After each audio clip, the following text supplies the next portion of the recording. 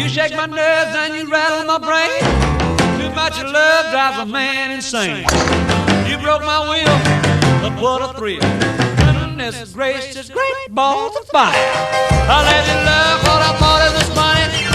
You came along and woo, now honey, I've changed my mind. This love is fine. I am a two-time testicular cancer survivor. I'm trying to raise money for the Lance Armstrong Foundation to thank them for the birth of my son.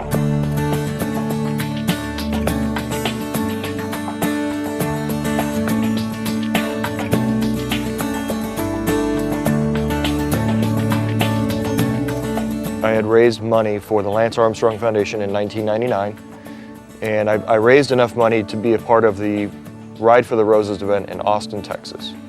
And once I participated in the event, I got to go down to Austin and meet Lance and meet so many great people down there.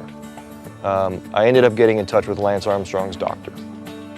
His oncologist is Dr. Craig Nichols. He's basically the pioneer of testicular cancer.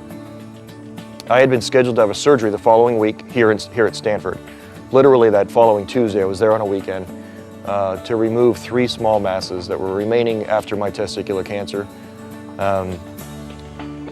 Dr. Nichols, in hearing my story, he decided that I might not need this surgery because it was a very invasive surgery and I would not be able to have children ever again. The problem where mine were, I had one on my spine in the back, so you'd have to do a lot of invasive surgery to get to it. Dr. Nichols, in hearing all of the records and all of my blood markers and tumor markers, he felt that my doctor did a great job and we were fine. So I faxed all my information up from my doctor on a Monday. I was scheduled to have the surgery the following day. If I would have had that surgery, absolutely not, we would have never had children again. And a year and a half later, my wife and I conceived our son Josh naturally. In the cancer community, to be able to have a child after testicular cancer, especially that early, is rare. So without the help of the Lance Armstrong Foundation and meeting Lance's doctor, I would have gone through with that surgery, and that little boy that you just saw running around here would not be here today. And I might be in a wheelchair.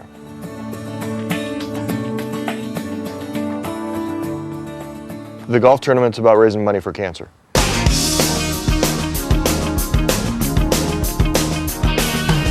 And I thought to myself, if I were to raise $2,500 for the Lance Armstrong Foundation in the first year, to be clear, $2,500, that would be a good day.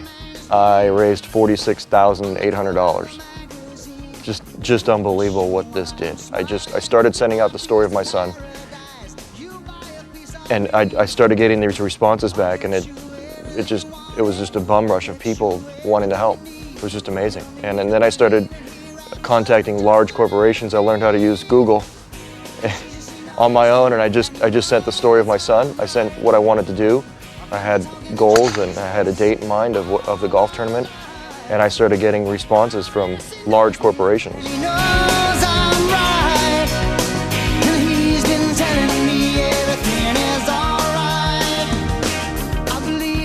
I had 15 corporate sponsors.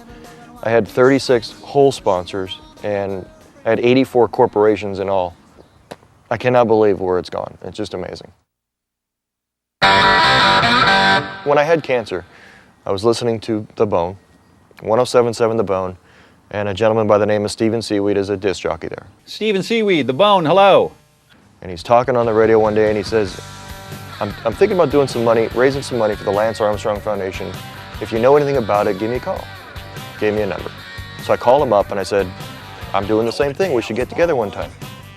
He shows up at my house the next day. I originally met Bob Hammer about 4 years ago, and he was pretty much a listener of mine. And he heard me talking about going to Austin for the Lance Armstrong Foundation, and he called me up and he said, well, let's get together, I'm going to go too. And when I met him, he was totally bald because he was going through chemotherapy for testicular cancer. One of the things that really struck me about Lance and the good work that they do was a line in his book, It's Not About the Bike.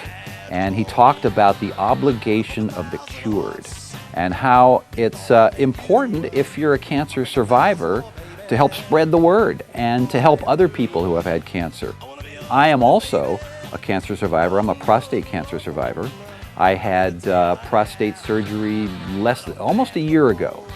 And so I feel the same obligation, the obligation of the cured. And that's why Bob and I got together to put on the Have a Ball golf tournament to raise money for the Lance Armstrong Foundation. And it's a wonderful organization. I've seen firsthand the good work that they do for cancer survivors, and we just want to help.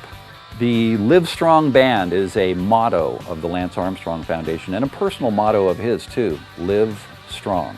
And it means a lot to me. I've worn this very same one from the very beginning, the moment they came out. I actually bought 100 of them from the Lance Armstrong Foundation, and I just give them to people. I give them to friends that I've met, people that are cancer survivors. The last day of the Tour de France, the Giants were playing here in town, and we got about 100 of these bracelets over to the Giants, and most of the team were wearing them that day. Here, some of the Giant players are wearing yellow Livestrong bracelets to support Lance Armstrong's cancer awareness on this big day where Lance wins his seventh consecutive Tour de France. Locally, Giant fan Bob Hammer of San Carlos, a two-time testicular cancer survivor, has organized a golf tournament to raise money for Lance's foundation. They're a great bracelet. It was the first one, too, and it really means a lot to me. Live Strong.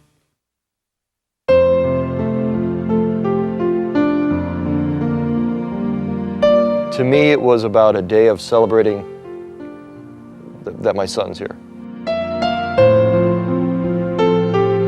And it was a lot of trying to give back to a good foundation. Trying to say thank you to a foundation that has helped my wife and I so tremendously with such a wonderful gift. I just, from the day he was born, I wanted to do something.